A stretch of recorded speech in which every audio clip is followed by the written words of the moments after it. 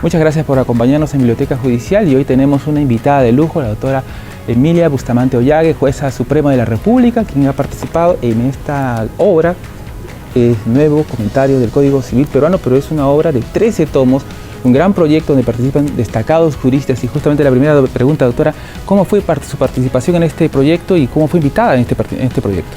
Bueno, gracias por la invitación, y aparte, hacerte mención, tal como tú lo estás destacando, ¿no?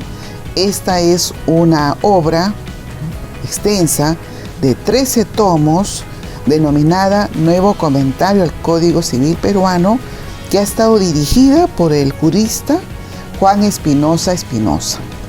¿Quién es Juan Espinosa Espinosa? Es un jurista dedicado al área de derecho civil, que además es profesor y docente de las más prestigiosas universidades del Perú, como la Universidad Nacional Mayor de San Marcos y la Pontificia Universidad Católica del Perú, entre otras instituciones. Y debo decir que este proyecto ha sido concebido, ¿no?, como un comentario jurídico de avanzada de las normas del Código Civil peruano. Siempre soñador y siempre emprendedor, Juan Espinosa nos encomendó a diversos colegas de la especialidad civil para participar en la dirección ya de cada libro del Código Civil. Como sabemos, el Código Civil peruano tiene 10 libros. Uno de ellos, el libro cuarto, es el derecho de sucesiones. Y justamente solamente sobre ese libro cuarto, sobre derecho de sucesiones, Juan tuvo la amabilidad de invitarme a colaborar como directora de la edición de ese capítulo, de ese libro cuarto del Código Civil. Y puedo decir, ¿no?, de que nosotros hemos contado en esta obra con más de 200 expertos en derecho civil que comentan las diversas figuras normativas, instituciones de derecho civil, características, funciones, dogmática, algo de hecho comparado, y también con su respaldo de jurisprudencia, ¿no? Es un trabajo que a Juan le demoró cerca de 3 años. Nosotros trabajamos 2 años en apoyar en la preselección de los juristas invitados en función a la temática, ¿no?, de este comentario del Código Civil peruano. Ahora, tú me preguntarás, ¿cuántos códigos civiles tenemos en el Perú? Bueno, valgan verdades, el Código Civil vigente de 1984 es el tercer Código Civil. El primer Código Civil fue casi hace 200 años. En 1852 se expidió el primer Código Civil peruano. El segundo Código Civil fue producto de una serie de reformas y regulaciones nuevas y fue aprobado y promulgado el año 1936. Luego, siempre la realidad social, el derecho norma la realidad social. Va cambiando todo. Va cambiando todo. Entonces surgen nuevas situaciones, nuevos derechos que hay que proteger, y se tiene que hacer un nuevo código, que eso es lo que dio origen al Código Civil de 1984. Hoy día, que ya estamos a 40 años del Código Civil de 1984, se habla de reformas necesarias e incluso se habla de la necesidad de reformar íntegramente y adoptar un nuevo Código Civil, modificando en esencia varios de los libros del Código Civil. Es un tema de debate, es un tema de trabajo, pero también es un tema de reflexión. Y a nosotros, particularmente, por la relación y la vinculación con la actividad docente universitaria y la investigación, nos ha encantado mucho cuando nos han invitado en tomar participación, ¿no?, en este tipo de emprendimientos editoriales. Y el tema que a usted le tocó, que la asociación Intestadas, algunos para los que no son de derecho quizás les suena un poquito alejado, pero para los, al día a día está en el día a día y tomó mucha vigencia en la época de la pandemia, porque en esa época fallecieron muchas personas y muchas personas no vieron algo tan importante como dejar su herencia ya con un documento, que es el que usted nos va a explicar más adelante. Y se calcula que fueron 125.000 personas que reclamaron y fueron a las autoridades para ver que sus herencias no estaban sustentadas o respaldadas por algún documento. Y ahí se vio la necesidad de este tema de la sucesión intestada. Quisiera usted que nos explique la importancia, ¿no? La sucesión intestada es una de las instituciones que regula el libro cuarto de hechos sucesiones de nuestro Código Civil, ¿no?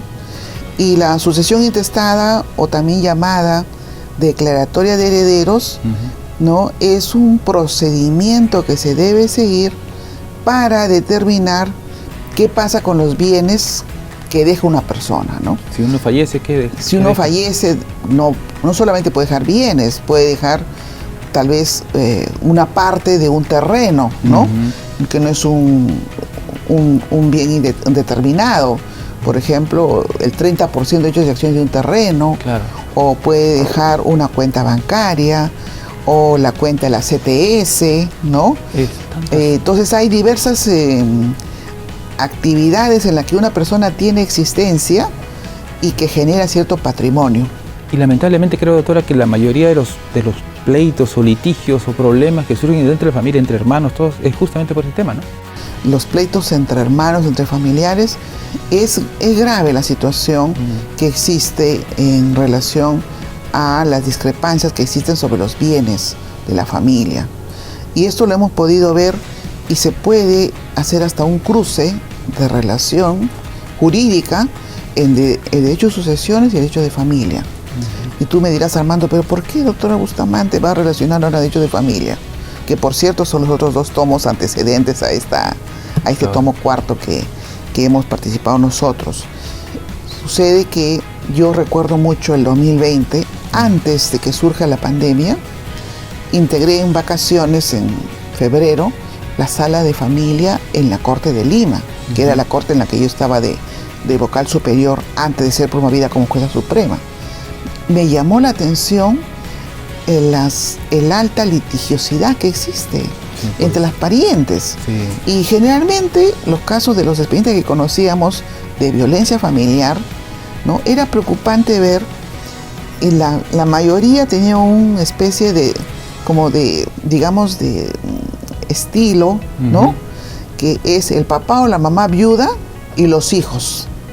¿No? Forman bandos a veces. Papá o mamá viudo y los hijos, y muchos de los hijos inclusive con sus familias, no como hijos dependientes, estudiantes, ¿no? Sino ya como hijos cada uno con su familia y que ocupan la casa familiar y se queda uno en el segundo piso, en el cuarto de la derecha, otro se ubica en el cuarto de la izquierda, otro se ubica en el techo y parece una invasión en la casa familiar. Sí. Lo que antes era la casa familiar, que en el derecho de familia es la base de la unión familiar, claro, se convierte en un botín, en un terreno, en una tierra de nadie inclusive, ¿no? Yo quedé muy impactada porque había un caso de una familia que era justamente ese el caso, ¿no? El papá era viudo y todos estaban en pleitos de violencia familiar.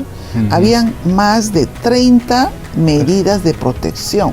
Entre ellos. Uno contra el otro, el otro contra el otro, el otro contra el otro.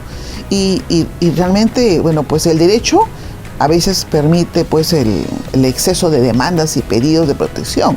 Pero ¿cómo vas a ejecutar una medida de protección en una casa donde hay una sola escalera para subir a la casa, ¿no? Y a veces hay un solo baño, claro, o hay un solo baño por piso, y cada uno son vecinos y viven ahí, cohabitan en la casa?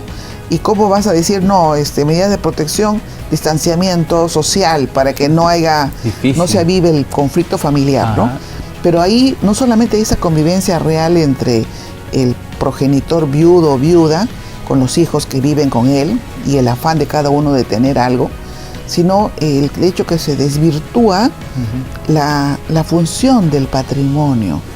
Se entiende que el patrimonio sucesorio debe quedar para quienes son los herederos, para que ellos se beneficien. Pero sucede, lamentablemente, que en muchas ocasiones por no decir la mayoría, los hijos que se quedan con el padre viudo o viuda, lo combinan, lo presionan, lo manipulan y quieren ya de una vez mi parte. ¿Cuál es mi parte, no? Ya lo que me corresponde. Y si en el orden, por ejemplo, ¿quiénes son los que tienen preferencias si cuando alguien fallece a obtener los bienes?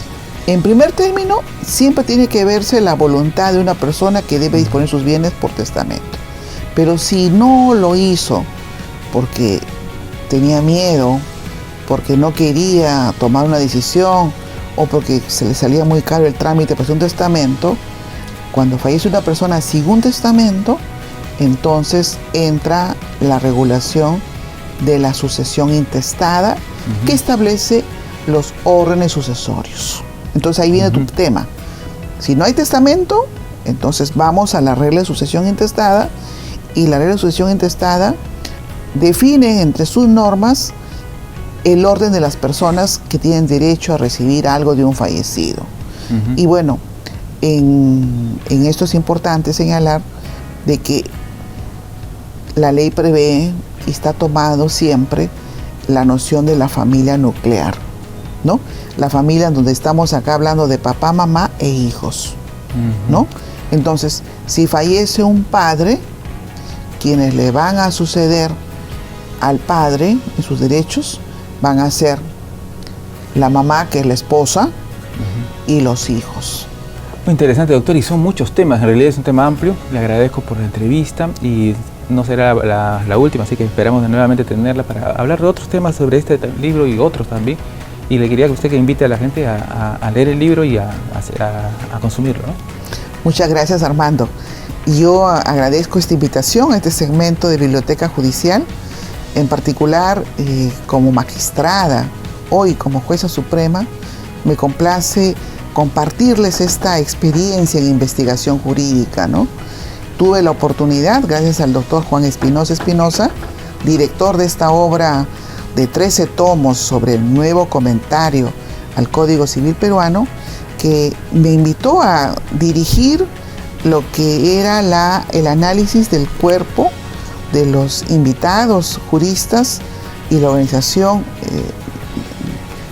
de las materias que eran incorporadas en el libro cuarto de Hechos Sucesiones, que aportamos acá nosotros y que consideramos que es un buen producto, ¿no?, de obra de investigación jurídica, que a los estudiosos de derecho civil los invitamos a que lo revisen, lean, ¿no?, y también nos critiquen en la medida en que es bueno también el intercambio de ideas, ¿no? El derecho es cambiante y el derecho también requiere ideas y debate de ideas. Y creo que este es un material muy valioso, ¿no?